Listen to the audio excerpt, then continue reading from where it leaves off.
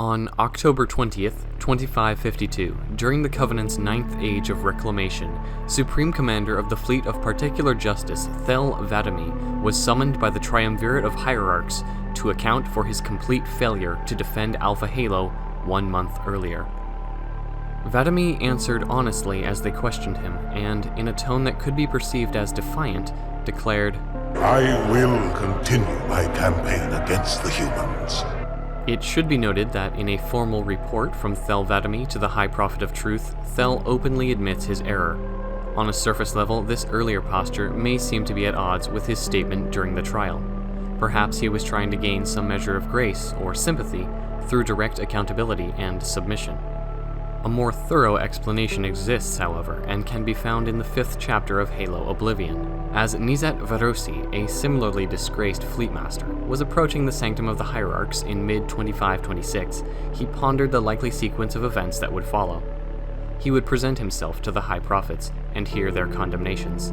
When an opportunity presented itself, he would explain his mistakes and suggest ways for other fleetmasters to avoid similar miscalculations. If he did well, the High Prophets would take his words to heart, and he would be returned to the path of divine transcendence. If he did poorly, they would thank him for his service and send him back to the pious rampage to await reassignment, and he would languish on the path of oblivion. Either way, the silent shadow would strike soon after his dismissal. It could be 10 breaths or 10 cycles, depending on the honor they felt he deserved, but they would come for him.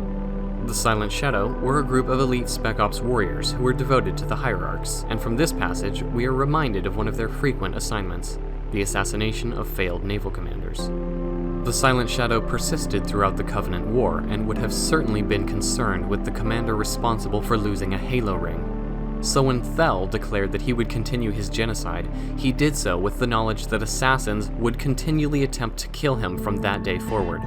We know that Vadamee was entirely capable of dealing with inexperienced thugs and Oni assassins, as recounted in the Cole Protocol and Jameson Locke's dossier on Vadamee. Whether he would have fallen to the blade of a Silent Shadow is unknown. It can only be speculated on. Vadamee was likely expecting to be permitted to resume some form of warfare, with the provision that he would soon be killed for his disastrous blunder. After all, by the Prophet of Truth's own admission, he was one of the most prestigious and accomplished warriors in the Covenant. Additionally, his tone suggests that he may have considered the further destruction of humanity as some degree of penance in and of itself. "I will continue my campaign against the humans." In Halo Silent Storm, we were told that Hierarchs often dispatched Silent Shadow when they wished to remove a high-ranking commander from his post. In Oblivion, this became the fate of Nizat, and in all likelihood it would have been the Arbiter's fate as well, were it not for the High Council's cries of heresy and the urging of a High Prophet. There are ancillary parallels between the two Sangheli. Both of them noted and subsequently de-emphasized the importance of Spartans in their reports to the High Prophets. Both of them were hopeful that they might find a way to return to the path of the journey, and both of them were distinctly opposed by the Prophet of Regret. It seems that author Troy Denning may have drawn inspiration from the trial of Thel Vadamee in Halo 2's opening cinematic, and used it to enrich the surrounding lore and culture of the Covenant. If you enjoyed this video, please consider leaving a like, and if you want to see more of my content, subscribe to the channel today. If there's something you think I missed in the video, or if you have suggestions for future content, let me know in the comments down below. Until we meet again.